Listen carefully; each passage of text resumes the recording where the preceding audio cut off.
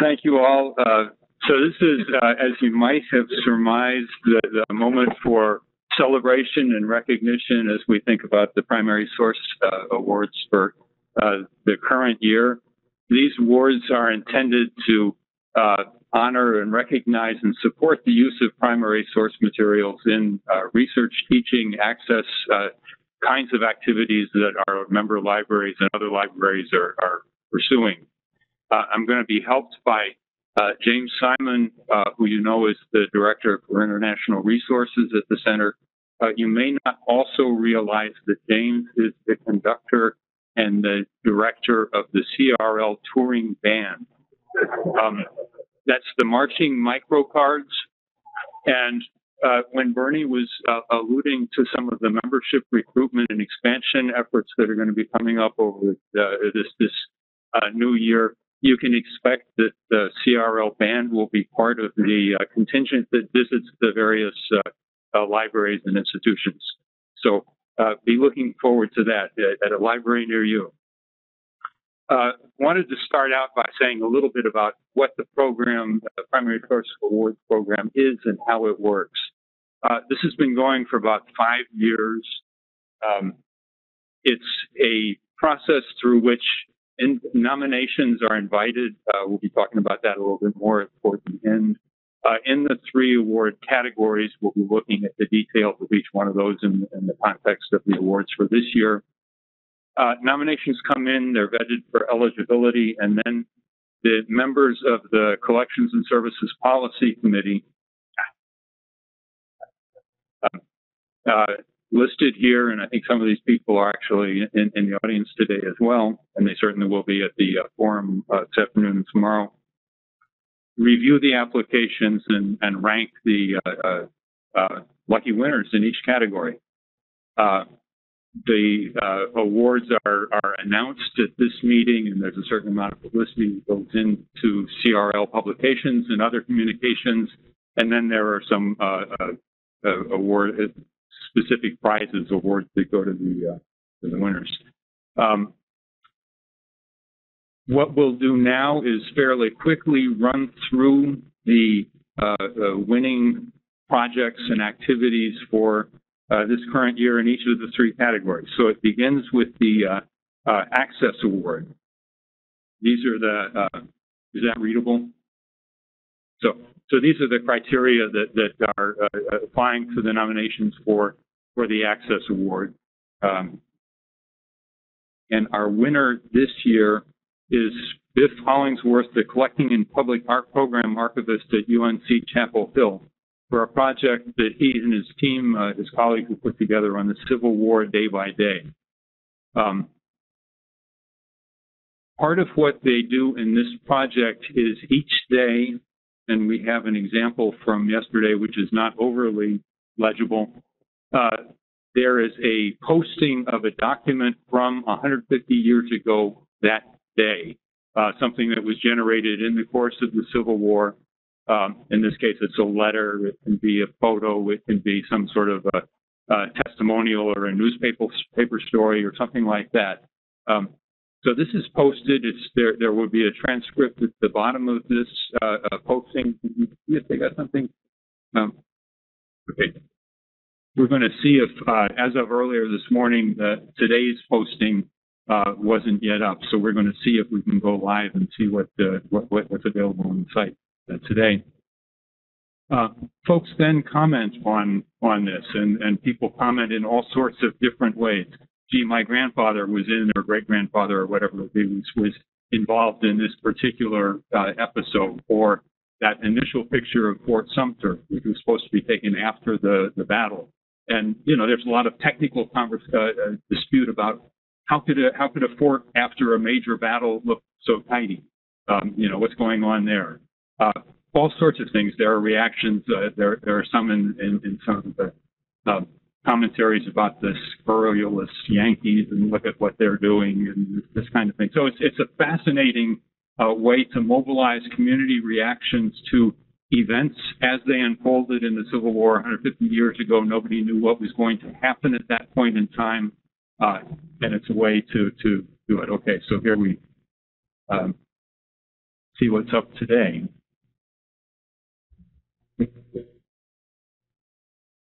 I'm not quite for a husband. I mean, so this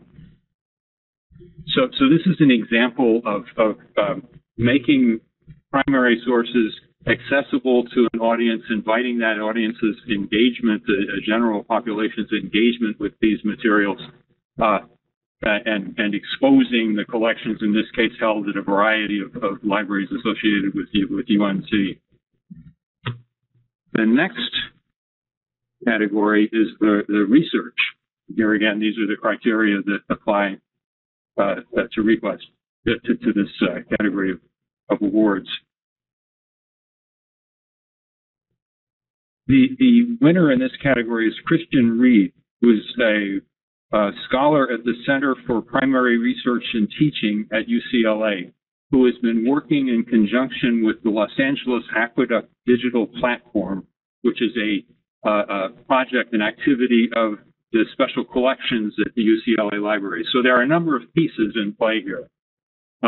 In 2013, LA sort of marked the centenary of the major aqueduct that was built from the Sierra, the mountains in Eastern California along the Nevada border, to bring water to LA. As folks who have seen Chinatown or are familiar with LA history know, it's heavily dependent on water. This major aqueduct was immensely controversial. Well, at its time, it's also a huge engineering feat. So it represents a lot of activity and sort of pressures of one sort brought to bear on the community in support of at least some parts of the community 100 years ago, and how water has played out in LA history remains a matter of controversy, of concern, and a lot of activity. So the special collections folks at LA have assembled the primary documentation about the construction and the process that led to the aqueduct. Another program that sort of works in conjunction with the library at UCLA is the Center for Primary Research and Teaching.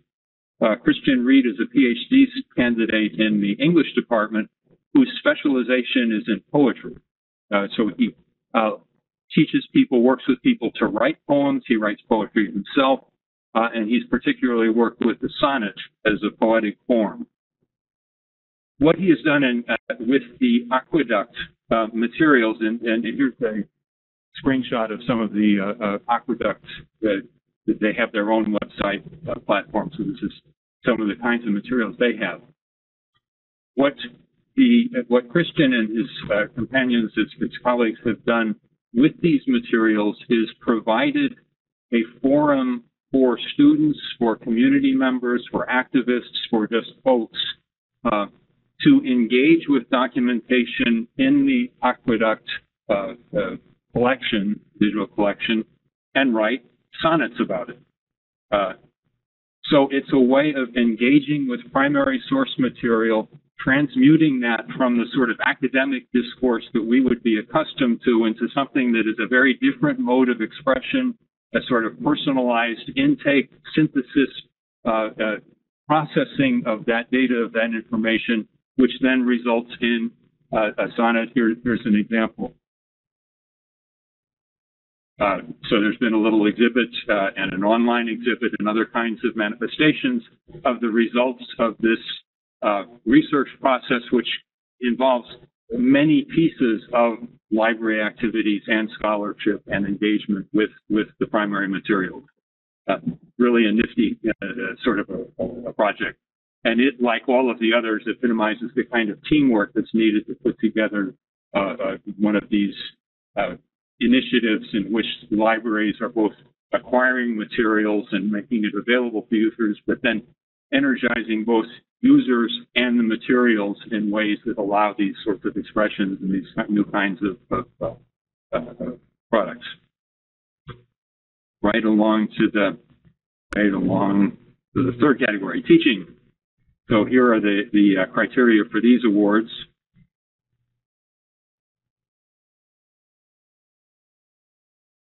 And here, the recognition goes to Richard Schramm, Vice President for Education Programs at the National Humanities Center Research Triangle in North Carolina for America in Class Lessons Project.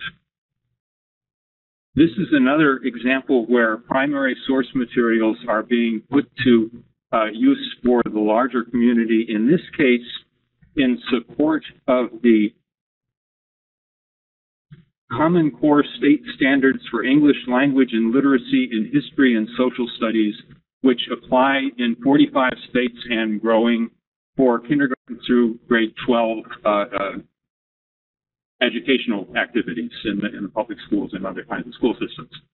So we're all aware of, teaching to the standard and these kinds of things. This is a way to engage students in a way with primary source materials that invoke the kinds of analytical thought, the reasoning, the sort of expressive powers that the standards are supposed to enforce and measure using stuff out of American history. So I live in Lexington, Massachusetts. Monday was Patriots Day, which commemorates the Battle of Lexington and Concord. So how could we not have this as the example to show on this one? Lexington and Concord, tipping point of the revolution. So there are some basic textual materials. This is pitched toward teachers. So there's textual materials. There's been academic advisors to each one of these. Then there's a set of sort of lessons plans and questions and how a teacher could use this material with students in the classroom. I'm particularly taken by the picture of Lexington burning up. When I first saw that, I ran home to make sure the house was okay, and it was.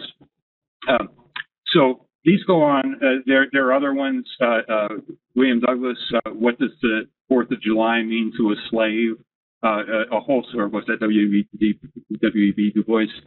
In any event, there's a series of examples taken from the whole sweep of American history, which can be used to engage students and sort of get teachers interested in using primary sources in their work and their lessons.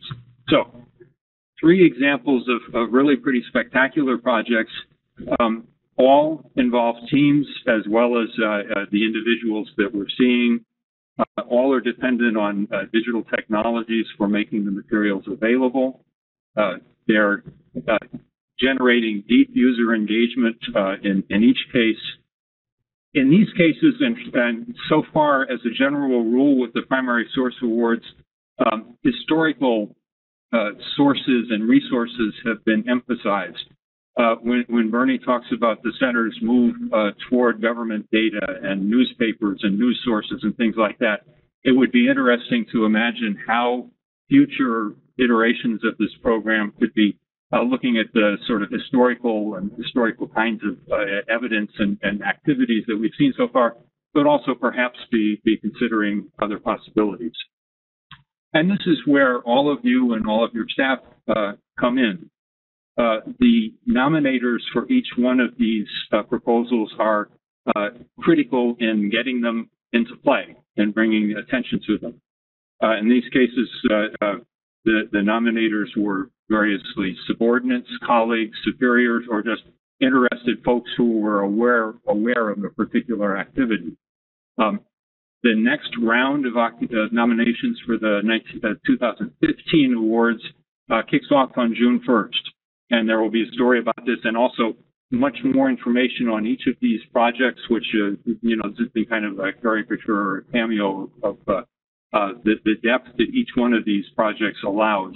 So in the upcoming issue of the Forum for Global Resources newsletter, there will be more complete information and also information on how to go about submitting nominations or encouraging others to submit nominations. So I hope we can keep the celebrations going. Thank you very much.